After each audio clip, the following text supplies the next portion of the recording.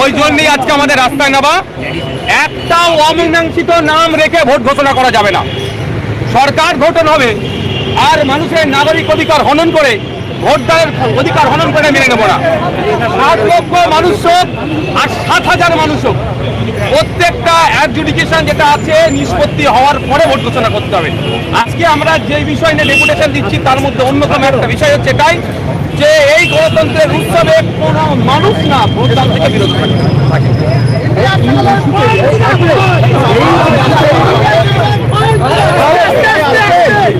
এই ইস্যুতেই আগামীকাল থেকে রাজ্যের মুখ্যমন্ত্রী মমতা বন্দ্যোপাধ্যায়, যেখানে তিনি ঐতিহাসিক ধর্ণা কর্মসূচি নিয়েছিলেন, সেখানে তিনি বসছেন। সম্ভবত কালকের পরও বেশ তিনি ওখানে ধর্নায় বসেছিলেন রাজীব কুমার সাহেবকে বাঁচানোর জন্য সেন্ট্রাল এজেন্সির হাত থেকে। আর সেই রাজীব কুমার সাহেব আজকেই রাজ্যসভার এমপি মনোনীত হওয়ার জন্য উনি ফর্ম জমা করলেন অ্যাসেম্বলিতে। থেকে বোঝা যাচ্ছে তিনি রাজনৈতিক স্বার্থ চরিতার্থের জন্য বসেছিলেন। তো Mamata Banerjee as a chief minister তার ধর্নায় বসার প্রয়োজন নয়। State of West Bengal supreme কোর্টে কি ইসিআর বিরুদ্ধে মামলা করেছে এটা আমি জানতে চাই। আমরা চাই অ্যাজ চিফ মিনিস্টার তার যেটা আসল রোল সেটা পালন করুক। তৃণমূল কংগ্রেস ধর্নায় বসুক, সেটা আমার কোনো ব্যাপার নয়। কিন্তু মুখ্যমন্ত্রী হিসাবে প্রথম তার কাজ হচ্ছে রাজ্যের তিনি অভিভাবিকা। এই 60 লক্ষ ভোটাররা এখন আতঙ্কে আছে। আতঙ্ক মুক্তর জন্য state of West Bengal versus election commission of India একটা মামলা আমরা দেখতে চেয়েছিলাম। কিন্তু পশ্চিমবাংলা সরকারের পক্ষ থেকে চোরেদেরকে বাঁচানোর জন্য এডিসি বের হাত থেকে চাকরি চোর, কয়লা চোর, বিভিন্ন ধরনের চোর যারা আছে, ইভেন আপনার আরজি করের কাণ্ড, আমাদের বাড়ির মেয়ে তিলোত্তমাকে যারা খুন করেছে তাদেরকে বাঁচানোর জন্য এও না আপনার তদন্তে ভাবনা তাদের হাতে চলে যায়। এর জন্য কোটি কোটি টাকা খরচ করে সুপ্রিম কোর্টে ছোটে। কিন্তু পশ্চিমবাংলার 60 লক্ষ নিরীহ ভোটার যারা আছেন তার অধিকাংশই সংখ্যালঘু মুসলমান। তাদের কথা চিন্তা করে কিন্তু সুপ্রিম কোর্টে গেলেন না, শুধুমাত্র একটা ধর্নার নাটক করছেন। এই ধর্নাটা আমরা নাটক ছাড়া অন্য কিছু মনে করি। সুপ্রিম কোর্টে মুখ্যমন্ত্রী তো সওয়াল করেছেন কে, তার পক্ষ থেকে স্টেট অফ ওয়েস্ট বেঙ্গল দিয়ে সওয়াল করেছে না ব্যক্তি মমতা ব্যানার্জি সওয়াল করেছে আমি জানতে চাই। আমাদের এখানেই গুলিয়ে দেওয়ার চেষ্টা হচ্ছে। এটাই হচ্ছে মমতা ব্যানার্জির পলিটিক্স। বাংলার মানুষকে ভুল বুঝায় যে মমতা ব্যানার্জি সুপ্রিম কোর্টে গিয়ে লড়াই করে, যেন মমতা ব্যানার্জিকে যেতে লাগবে না। যা পার্টি হওয়ার দরকার ছিল পশ্চিমবাংলা সরকারকে, কিন্তু দুর্ভাগ্য না ওয়াকাফের সময় দেখেছে না আজকে এসআইআর এর সময় সে রাজ্য সরকারের যে ভূমিকা পালন করা দরকার সেই ভূমিকা আমরা দেখতে পাইনি। আপনি যে ইস্যুকে সামনে রেখে আজকে আপনারা ডেপুটেশন দিচ্ছেন, সেই একই ইস্যুকে সামনে রেখে তৃণমূল কংগ্রেস এই ব্যাপারটা রাজনৈতিকভাবে তৃণমূল কংগ্রেস যে পদক্ষেপ নিচ্ছে তার আমি কিছু সেটা আমি আলোচনায় যাচ্ছি না। অ্যাজ মুখ্যমন্ত্রী, অ্যাজ চিফ মিনিস্টারের যে ভূমিকা হওয়া দরকার আমরা সেটা লক্ষ্য করছি না। সেটা আমাদের সেটাকে আমরা ভালো পজিটিভ দেখতে পাচ্ছি না। শুধু কি আপনারা নাকি অবস্থানে ওখানে দেখুন আজকে আমাদের যে প্রোগ্রাম আছে আমরা করব, এতটুকু বলে যাচ্ছি একটা বৈধ ভোটারের নাম বাদ যাবে না। আমরা সেই গণনা ফর্ম বিলি করা পর্ব থেকে শুরু করে গণনা ফর্ম সাবমিট করা থেকে লজিক্যাল ডিসক্রিপেন্সি অবধি আমরা ইলেকশন কমিশনকে প্রতিটা সামাজিক কাজের জায়গায় স্বচ্ছ ভোটার লিস্ট তৈরির জন্য সহযোগিতা করেছি। কিন্তু স্বচ্ছ ভোটার লিস্ট তৈরির নামে বিচারপতির নাম অ্যাডজুডিকেশনে চলে আসবে, এটা মানব না। স্বচ্ছ ভোটার লিস্ট তৈরির নামে 104 বছর বয়স, স্বাধীন ভারতে প্রথম ভোট যখন শুরু হয়েছিল সেই ভোটে যিনি অংশগ্রহণ করেছেন শেখ ইব্রাহিম, জামালপুরে বাড়ি বর্ধমানের, তার নাম অ্যাডজুডিকেশনে আসবে, এটা আমরা মানব না। ভোট হবে না তাহলে আগে সমাধান পরে নির্বাচন। রাস্তায় নামার আগে গ্রামীণ রাস্তায় নেমেছে মুস্তারি বেগমকে সামনে। ভালো তো, প্রত্যেকটা রাজনৈতিক দলকে রাস্তায় থাকতে হবে গণতন্ত্রকে রক্ষার স্বার্থে, মানুষের ভোটাধিকার রক্ষার স্বার্থে। গণতান্ত্রিক প্রক্রিয়াতে কোনো নাটক না করে যে রাজনৈতিক দলগুলো এই 60 লক্ষ ভোটারের জন্য রাস্তায় নামবে, হয়তো ফিজিক্যালি তাদের সাথে না থাকতে বললেও মেন্টালি তাদের সাথে আমরা সমর্থন করব। আমি আপনাকে কি বললাম, নাটক না করে।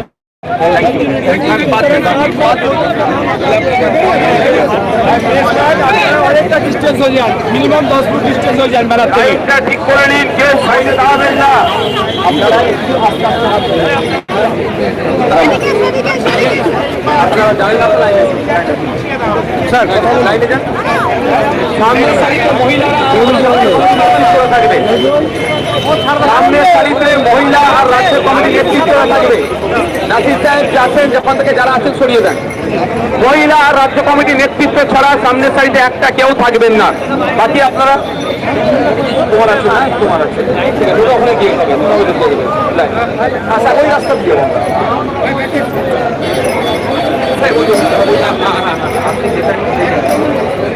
আপনি যে রাস্তাটা বললেন ওটা দিয়ে হ্যাঁ।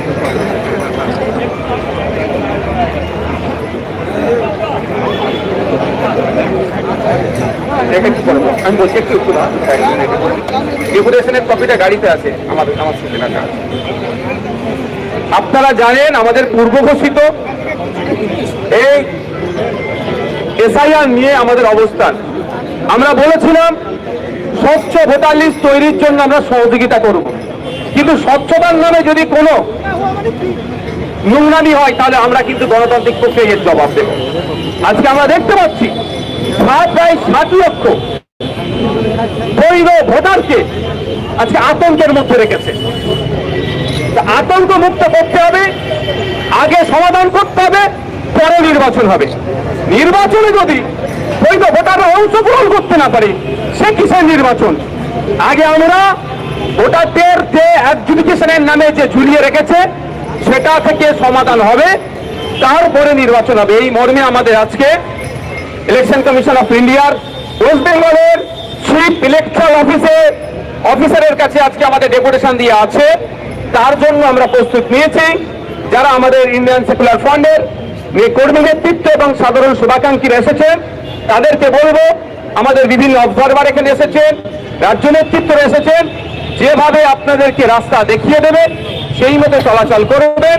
এখানে কলকাতা পুলিশের এসি স্যার আছেন, ওসি স্যারেরা আছেন, আরো যে সমস্ত কর্তারা আছেন আমাদের রুট বলে দিয়েছে এবং আমরা ওই রুট দিয়ে যাব, যে রুট আমরাও বলেছি টিবোট হয়ে আমরা যাব।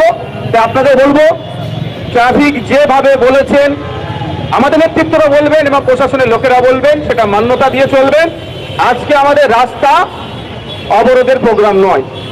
প্রয়োজনে আগামী দিনে ঝান্ডা ছাড়া, পার্টির ঝান্ডা ছাড়া কলকাতার রাজপথে আসবো। প্রত্যেকটা দলিত, আদিবাসী, হিন্দু, মুসলমানের ভোটাধিকার রক্ষার স্বার্থে ঝান্ডা, রাজনৈতিক ঝান্ডা দূরে সরিয়ে দিয়ে সাধারণ মানুষকে নিয়ে এসে কলকাতার রাজপথে বসবো। তখন অবরুদ্ধ হবে, এখন কিন্তু নয়।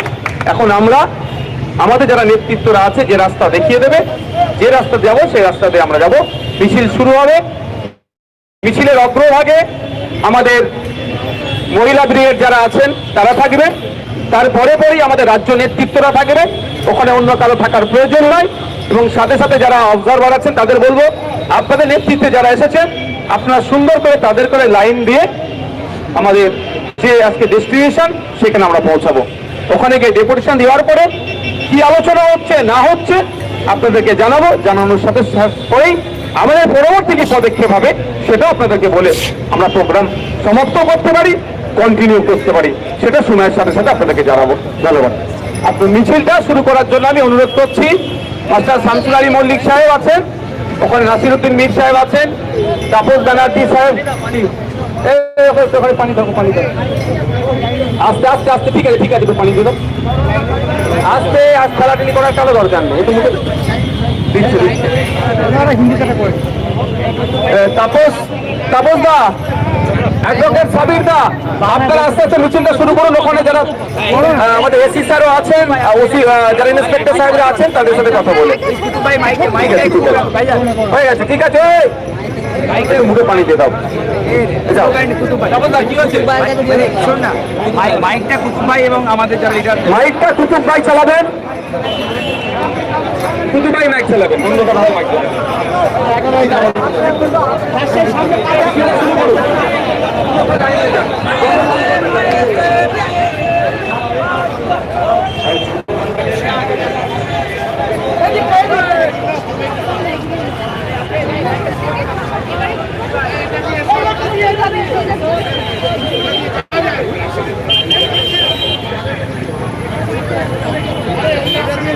দর্শক, লাইভটি যেখান থেকে দেখছেন সবাই একটু কমেন্ট করেন, কমেন্ট করে জানান কে কোথা থেকে দেখছেন। আপনাদের কমেন্টে রিপ্লাই দেওয়া হবে। আর লাইভের সাথে নতুন এসেছেন সবাই একটুখানি লাইক করবেন লাইভে, আর লাইভটি শেয়ার করুন সবাই বেশি বেশি করে।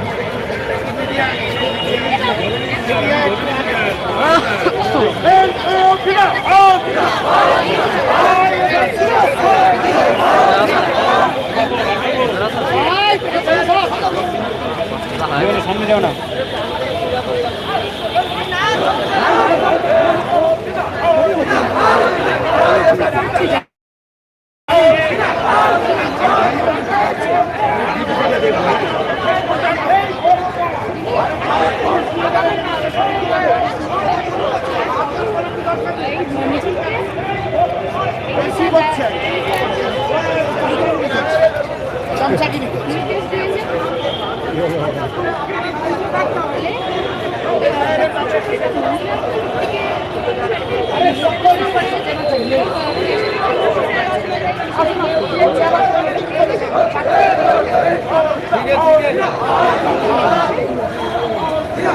ডেপুটেশন দেওয়া হবে বলে নির্দেশ এত কেন বাতিল হয়েছে সেই কারণ জানতে চাইছেন অফিসের থেকে সেই জন্য আজকে নির্বাচন